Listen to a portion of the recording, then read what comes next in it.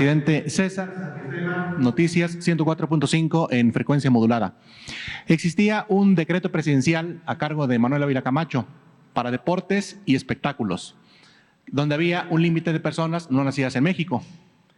En el fútbol se respetaba al máximo, es decir, en los 80 los equipos de fútbol tenían máximo 3 jugadores en el campo de juego. Luego aumentó a 4 y luego a 5. Cuando aumenta a 5, en la capital de la República se respetaba ese decreto, es decir, los equipos de fútbol tenían que utilizar únicamente 4 extranjeros en el campo de fútbol y en el interior 5. Ya después, pues no se respetó ese acuerdo, aumentó a 6, 7, 8, 9 y bajó a 8. Hoy en la cancha hay 8 jugadores, puede haber no nacidos en México y los demás mexicanos, son muy pocos. Imagínese usted los niños que van a una escuelita de fútbol, que se hacen jóvenes, que están en fuerzas básicas, con qué ilusión van a aspirar a llegar a primera división. Esto pesa también en el tema de la selección mexicana de fútbol, de dónde va a agarrar el técnico a jugadores mexicanos cuando la mayoría son extranjeros.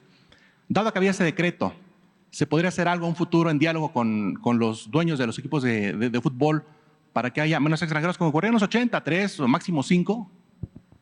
Es muy bueno tu planteamiento y se les puede sugerir a los de la Federación de Fútbol. Porque era decreto tal cual. Sí, pero para no imponer nada, sino convencer, persuadir. Es muy bueno lo que planteas, que todos los clubes de fútbol tengan sus escuelas, por ejemplo, que haya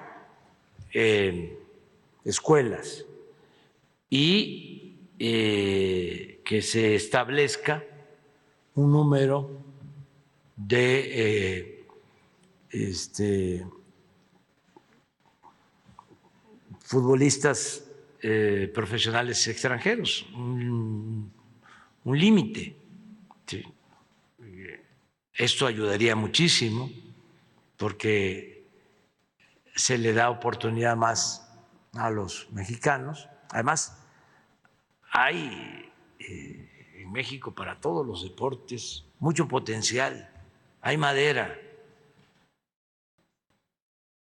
Por ejemplo, deben de haber ahora como unos 15, 20 beisbolistas mexicanos y buenos en grandes ligas.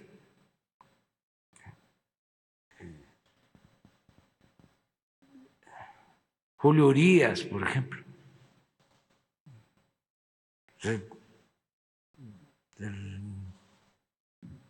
mejor pitcher, uno de los mejores pitchers del Dodger, grandes ligas. Y lo mismo en el fútbol y lo mismo en todos los deportes. Entonces, es cosa de que se tengan las escuelas, que se promueva la creación de muchas escuelas. Incluso nosotros hasta ayudamos en eso. Nosotros tenemos ya escuelas de béisbol.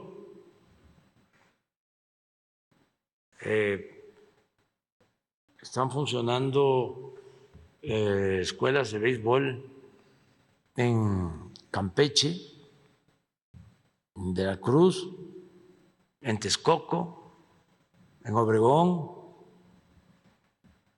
en Hermosillo, y están los jóvenes estudiando una carrera que tiene que ver con el deporte,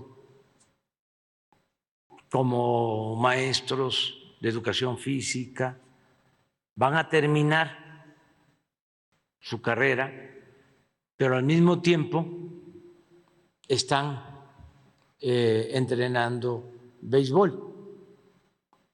Si son prospectos, si dan el ancho, pues ya se desarrollan en el béisbol. Si no alcanzan a a tener nivel, terminan su carrera deportiva, tienen una opción y se les va a garantizar que tengan una plaza como maestros de educación física.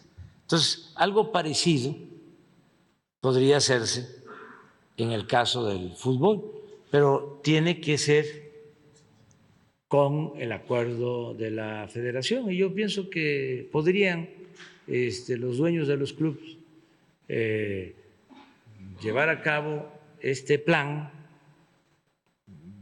porque la gente quiere eso y lo merece la afición. Entonces lo que tú estás proponiendo pues es bueno, y siempre me imagino que se debe de utilizar como excusa el que si baja el nivel, si no traen extranjeros, baja el nivel y la gente ya no va a los estadios.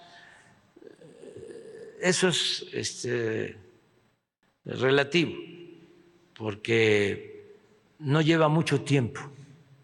En 3 años ya hay prospectos.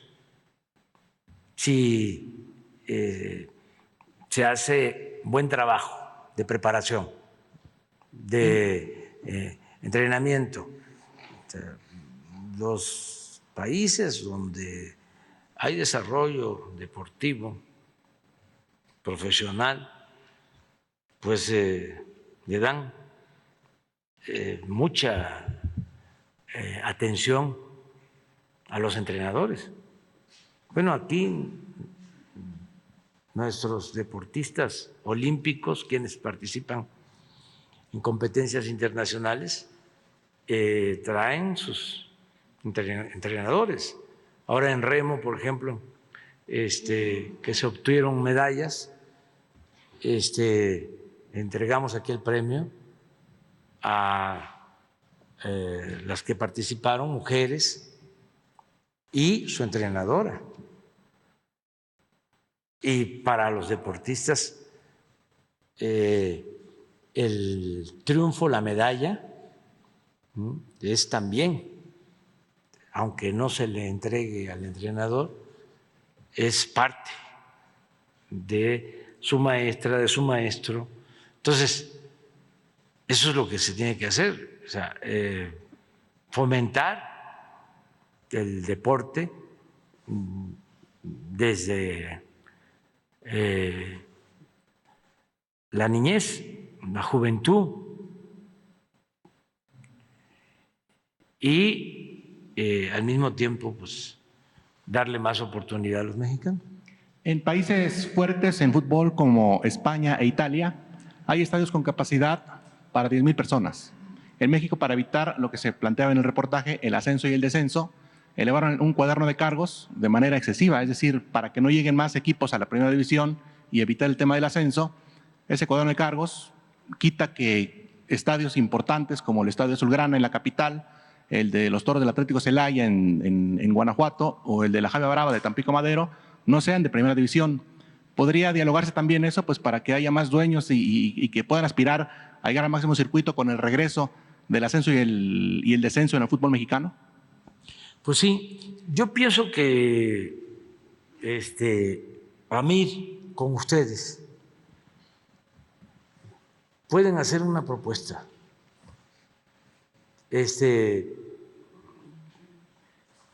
Ahora sí que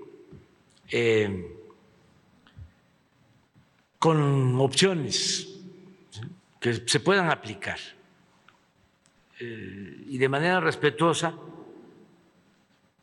que nosotros se lo encargaríamos a Ricardo, y si es necesario yo me reúno con los directivos de la Federación de Fútbol y yo les entrego la propuesta y a lo mejor se llega a un acuerdo tomando en cuenta lo que ustedes plantean.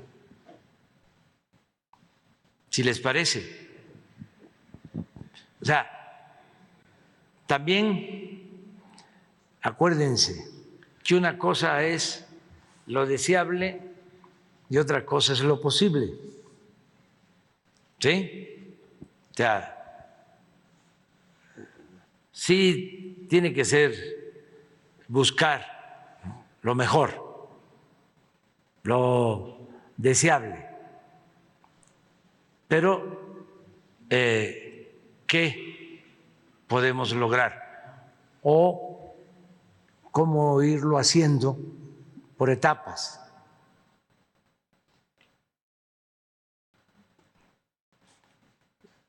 Y hacemos la presentación de la propuesta, si les Y para parece. culminar, muchas gracias. Al inicio